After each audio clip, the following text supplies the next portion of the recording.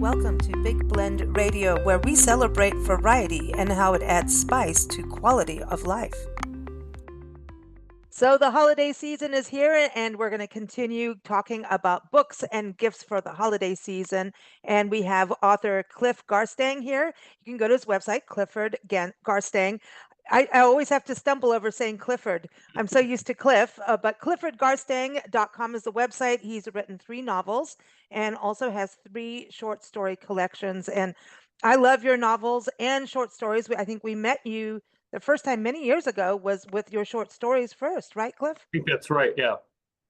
Yeah, and I think, that's kind of a good way for people to give gifts. Short stories are kind of a nice way to kind of get people to know your writing is through a short story collection, don't you think? I do. I think that's right. In fact, I was talking to a bookstore owner yesterday, um, and she said that some of her customers are really appreciating one of my shorter story collections, House of the Ancients, because it's lots of different locations and interesting characters, but a lot of different characters. So it's a good introduction to my work. Mm. I love it all, as you know, but I want people to think about who they are giving to. Number one, I always say in the holiday season, you are allowed to give yourself gifts. So give yourself a gift of a good book. And that's the thing about giving a book as a gift. I mean, it can be life changing for people, you know? Well, it's a gift that lasts for a very long time. It's even a gift that you can, without feeling guilty about it, pass on to someone else, Mm, because it's really meant to be shared and read by as many people as possible. And then there's something you can talk about with people as well. If you buy them a candle, that's very nice, but there's nothing to talk about. yeah. Yeah, you could burn your house down. That's not good. No, just kidding. We have LED light candles now, which is a little different. But now, what about people buying books as an ebook? Can they do that for friends, like gift them an ebook? Is that possible? It's totally possible. Yeah. I've done that from time to time. I mean, if you know someone's uh,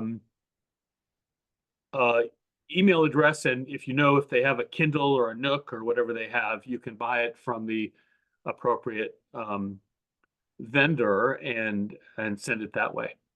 Okay, and that's a good point. Going into vendors, of course, we all know Amazon is like the superstore of books, so you can even buy books from Walmart, right? So we have the big box stores that everyone's used to, and Kindles, started there, all of that. But then there's other alternatives too. Number one, the very first way you can buy a book is from a bookstore. Go figure. Uh, Right. so that's a way to support a local economy is by going and purchasing, even if you're purchasing online, is to support a local bookstore, right? Absolutely. So, I mean, just going into a bookstore is one of my favorite things to do. The bookstores that we have in my little town here in Virginia are pretty small, so browsing doesn't take very long, but it's still, I love to go in and just look at what's available and buy things. And I almost never go into a bookstore and don't buy anything. I can't help myself. Mm. And this bookstore owner I was talking to yesterday, she emailed me and asked me to come in. She had ordered some stock of my books from her distributor, and she wanted me to Mm. come in and sign them. And of course, signed books, which you can really only get from a bookstore, make a wonderful gift because the reader, the recipient of the gift is getting a connection with the author that you don't get with a Kindle Mm. book or with a book that you just order online.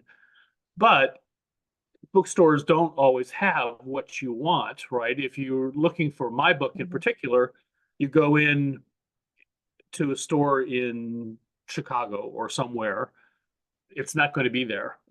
They can order it, which is nice.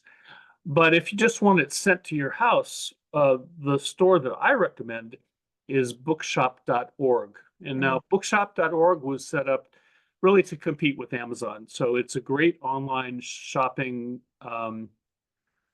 spot for books, only books, and it's a nonprofit organization, and the proceeds that they collect actually go to benefit independent bookstores.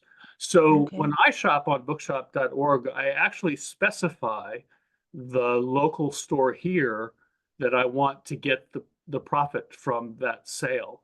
So it's, Okay. it arrives in the mail, just like an order from Amazon. It's not as cheap as Amazon, I have to admit, but and also it's not quite as fast. So there are some downsides, but you're still benefiting the local economy or some independent bookstore A somewhere. small business, yeah, Right, a small business, which is important. The online commerce world has gone a little crazy, and even Amazon. I can't tell you countless small businesses and friends that I have, um, who just as a small business with product, not necessarily books, have been bought out because people with lots and lots of money can get together and create this massive amount of cash. Like I'm talking millions.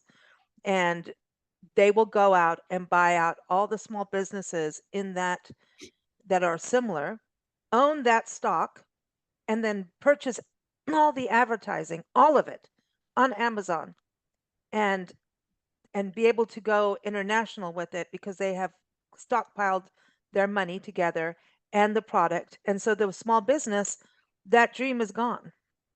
So I want people to kind of understand that other downside of Amazon. And I don't know if Amazon knew that was going to happen. I'm not knocking Amazon for it. It's just that is the way commerce has gone in a lot of places. So the right, importance of actually supporting a small business as best you can, even if you don't know the bookstore, do it because you're helping a family survive and follow their dreams, and that helps a community. It's a small town, right. a lot of times. So yeah, yeah, that's something to think about while we go into the holiday season is where are we purchasing from? And if you're giving from the heart, do it 100%. you know? So I'm just saying, not Yeah, saying at the same time, people work at Amazon and get a paycheck. So, we got to kind of do the whole broad spectrum of that. But so let's go into your books because this is the important thing. Your novels, The Last Bird of Paradise. I would say, definitely go get it. Number one, it's a beautiful cover and one of my favorite plants on the cover. One of my favorite strelitzias. Go get those. And if you're into art, I would say that's a good a book for art lovers and for travelers, wouldn't you say too? well, absolutely for travelers. I'm fascinated by what people know and what they don't know about Singapore, which is the Mm, setting of this book.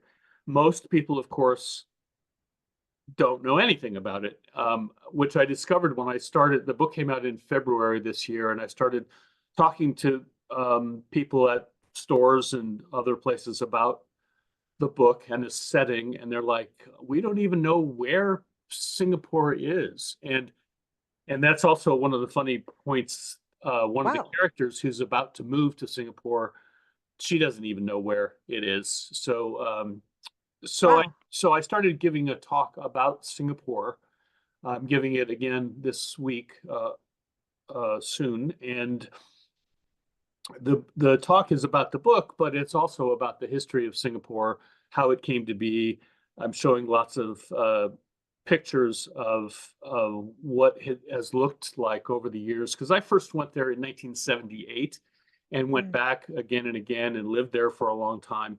So I have a lot to say about the country, and people seem to be eager to learn about it. So yeah, definitely you armchair traveling it's a great way to get to know Singapore without actually having to spend 20 hours on an airplane. Now, speaking of travel, what about Oliver's Travels? Right. So Oliver's Travels also has a I love section. this show and tell, by the way. I do too. It's great. I have to hold it so that the Yeah. light shines on it right. Um, Oliver's Travels is a little bit different. It's set in a lot of places, starts in Virginia, and it's about a young man who travels around the world looking for his uncle, who has a secret that the young man needs to find out about. And so Oliver travels first to Singapore. In fact, he's not there very long, but that's where he thinks his uncle might be. And then he goes on.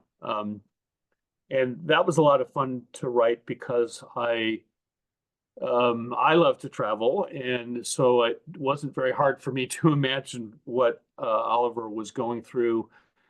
Or he goes by Ollie in at the beginning of the Hmm. book, and he doesn't know about travel. He's grown up in the Midwest, moved to Virginia, and that's about as much travel as he had done until he hit the road to find his uncle. So that was a lot of fun. Mm, kind of sounds like somebody else's story I know. Life story. Just, just a little reflection on that. I'm just saying. Now, Oh, yeah, yeah, that a little close to your travels, right? A little bit. yeah, Yeah. No, no, that's, I think you got to, you've done travel.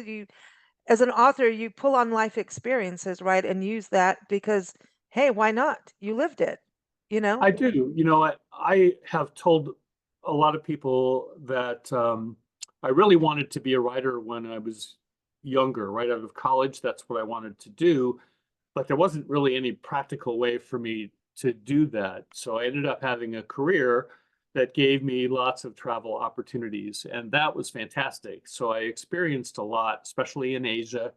Mm. And now that I'm not doing that job anymore and haven't been for the 20 years or so that I've been writing, I have lots to write about. So Yeah, that is awesome. Now, let's go to The Shaman of Turtle Valley. I remember this book really well. here I am Yeah. again. There we go. Do you The say shaman. shaman or shaman? You say Shaman. shaman. Some people Okay. say shaman. Mm. And actually, a lot of people are not too familiar with the word shaman or shaman at all. I was telling a friend uh, about the book when it first came out, and he was very confused, and he was like, "Why would you write about this faker?" And I think he thought I was saying charlatan, Oh, but anyway, no. So that a book shaman. is Yeah. I look is at shamans as witch doctors. well, kind of, yeah. And Yeah. there are shamans in many cultures. The shaman in this book is a Korean woman, and shamans in the Korean culture are still all women, almost all. Mm-hmm. And I learned about them when I lived in Korea in the Mm. 1970s. I was there for 2 years teaching English, and um, was fascinated by all kinds of things in the folk culture of South Korea. And South Korea since then has developed very rapidly, but there are still pockets of um, Mm. of that traditional culture. And so the book is about a Virginia man in the army who is stationed in Korea, and he marries a very young Korean woman who then he brings back to Virginia. And the culture shock really triggers something in her. And there's a conflict between her and his mother, who is from a line of traditional Appalachian healing women. And you wouldn't call them shamans necessarily, but there are some similarities in the practice. And so I found Mm. that really interesting in researching both the Korean and the Appalachian customs. I remember when the book came out and asking you, and talking to you about Appalachia and the area. Remember, I'd never been to Virginia. Nancy and I hadn't done it yet. And I was just so enamored with the scenery and the back, the setting. And I think that's something you do really well in your books is create that setting. And I know we've talked about that before, but every time I even look at the title of the book, it takes me right back to Appalachia. And now that we've gone all over, I mean, we've gone all over your state, and um, why didn't we call you? We should have called you. And the fall is beautiful. We got to do a lot of places in the fall, and there's a mysticism from nature, and I picked that up in your book, and then finally getting to Appalachia, North Carolina, all of that, the whole area, the Blue Ridge Mountains and all of that. You're so right. It's kind of neat to read about it and then go and understand and go, yeah, this is it. Because there's your book, and Peter Jenkins was a man in the 70s who hiked the Appalachian Trail, and he walked across countries. Like I'm always fascinated by that, and obviously we kind of do it, but we don't walk. But he walked everywhere. He walked across Africa. He did all of these adventures, but the Appalachian Trail was his first one. And your book and his book were my two gateways to Appalachia, you know? And then there was a few movies and stuff, but this was, I don't know, the books did something more than the movies, which is interesting because it's visual, right? Um, but and then going, I felt like I was reading the books again. Does that make sense? You know what I mean? It was Sure. like that, that's good. That's good stuff, because there's a mysticism. It's like I always say that about the South when people write about the South, like the swampy South. There's like this other energy in the swamps. There's something else there, no matter what. I don't care who you are. There's something there that there's a mysticism lurking. Good or bad, I don't know. Sometimes you get the ooh, maybe it's a gator behind you. Who knows? Or, but there's an extra thing. And I think Appalachia has this magic. I don't know if it's the fog, I don't, the mist, I don't know what it is, but it's there. And you guys have that in your writing. I mean, he's doing more of a documentation of hiking through it. Yours is like the story of people living in there. And I just like, even I remember the first time going to Smoky Mountains National Park and driving around Cades Cove and driving through these little hamlets of little little offshoots, people living out in these coves in the middle of nowhere. And like, I don't know, it's just a whole other thing, you know? You bring a big sense Yeah, to that. so the Turtle Valley of the title of that book, which is a fictional valley, but it's definitely something that people recognize as a real place, even though it's not a real place, but it brings to life places that do exist and that were settled by the Scotch Irish who Mhm. came down from Pennsylvania, originally from Scotland and Ireland, and created really a recreation of their own Mhm. history and brought with them that culture that really still exists today, Mhm. especially in the hollows, the hollers. Yeah, that's the word. Yep. So I remember doing an interview with a band, and one of their songs was Holler something or another, and I think even the band name or Holler was the word. And I had no clue. They were from Kentucky. And I said, "Everybody holler," when they came on. It was a live show, and we're all like, it was just very, very live. And I thought they meant holler to holler, not uh, yeah, I had no clue. And I got a lesson on Kentucky because well, the that's also GPS, Appalachian. sure. The GPS in my car doesn't know the word either. Um, there's a road near me.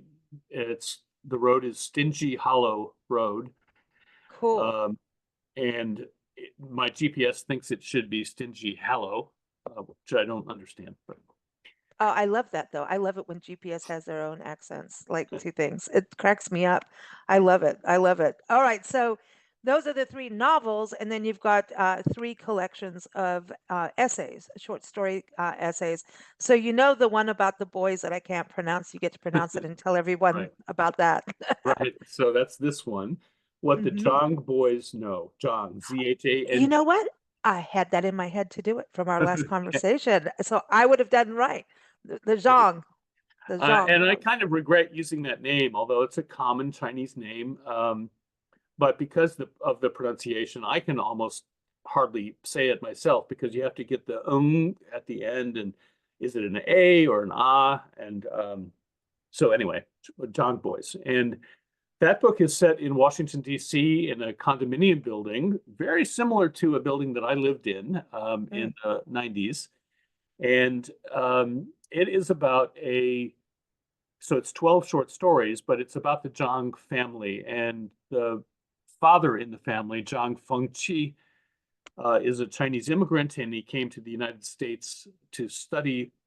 He was at Berkeley in the late 80s and joined the anti-Chinese government demonstrations um, at the time of the Tiananmen massacre of the Oh, wow. pro-democracy Yeah. demonstrators in Beijing.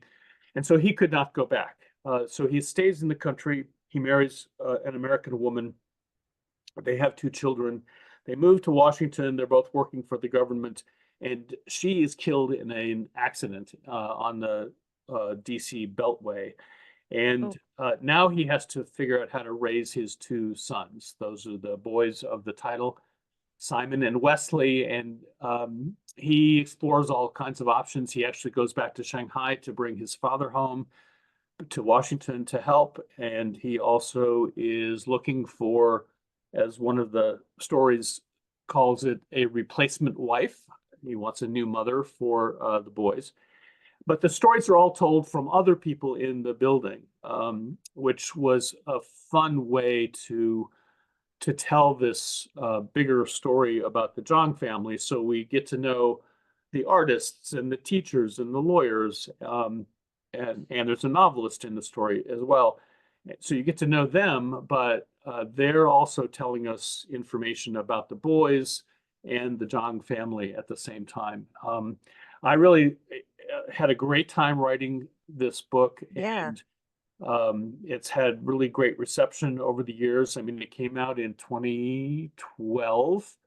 Oh, Two yeah. 2 years ago, I gave it a birthday party, a 10th birthday party, and invited people to come and celebrate that. So I enjoyed That's it. cool. Yeah, That is cool. And I think, didn't we meet you within an uncharted country? I think that's when we met you. There right. it is. That one. That's glossy. Hmm. It's harder to hold up to the light. Um, yeah, that was the first book. It came out in 2009. And it's also set not in Appalachia exactly, but in rural Virginia, and Hmm. a lot of the same sensibilities. Again, it's 12 short stories, and it's about a small town. The stories are connected loosely. There are some overlapping characters, and it's really about people who are looking for a way to fit into a new environment. And so I'm not in this book, but that experience of mine when I moved to this area is definitely in the book, You because know, Footloose could have happened there.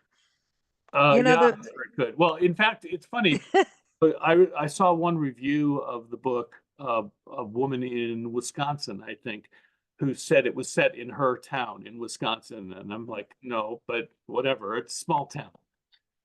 yeah, but little pink houses. It's going, but that's rural America is, it's not easy everyone's so friendly, but to move into rural America is,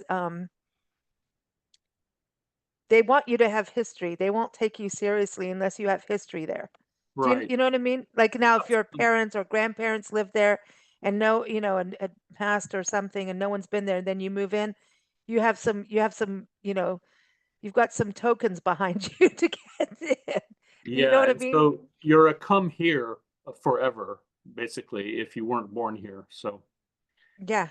Yeah, it's a whole, and it's I think it's an interesting thing because it's about humans, and that's what you do so well, is write about characters. Now, House of the Ancients and Other Stories. Tell everybody about this one.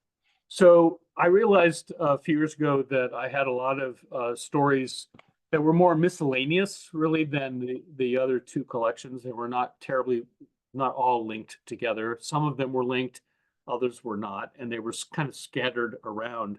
So I talked to my publisher about putting them together in this collection, and we set it up as 4 parts. So within the 4 parts, the stories are linked. Um, and again, I get to travel all over the world. Some of the stories are set in Central Asia, where I lived for a while. Some in Southeast Asia, some in Mexico, where I didn't live, but I have traveled to. And then I've got one section that's set in the Midwest, where I grew up, and then another section set in Virginia. So um, again, I had a lot of fun with these stories. Some of them reflect my own experience. Some of them are fairly fantasy driven. So quite a wide variety of stories in that collection. Awesome. Everyone, cliffordgarstang.com is the website, and you can go to bookshop.org and find him there, just saying. Also Amazon, if you want to buy on Amazon, we got to be nice to the Amazons. But, so check that out. And does it make a difference to an author whether you buy a hard copy, an ebook, or audio? Really good question. I guess I have looked at this from time to time. In terms of finances, maybe there's a little difference. I don't even know, but it's not very much. Okay. And my personal ambition is to have everyone read the book. I don't even care if you go to the library and borrow it and read it there. I just want you to read my books. And I also love it when people reach out to me to say that they have read it, or if they go to Goodreads and post a review of the book. Also, reviews on Amazon are possible too. Goodreads is, you don't have to have bought the book from Amazon to post on Goodreads. So, nudge, nudge. Okay, I got it. I got the hint. I got the hint. Got it. Goodreads, everyone. So check that out. No, thank you so much, Cliff, and happy holidays to you. Same to you. Thank you so much. Thank you for listening to Big Blend Radio. Keep up with our shows at bigblendradio.com.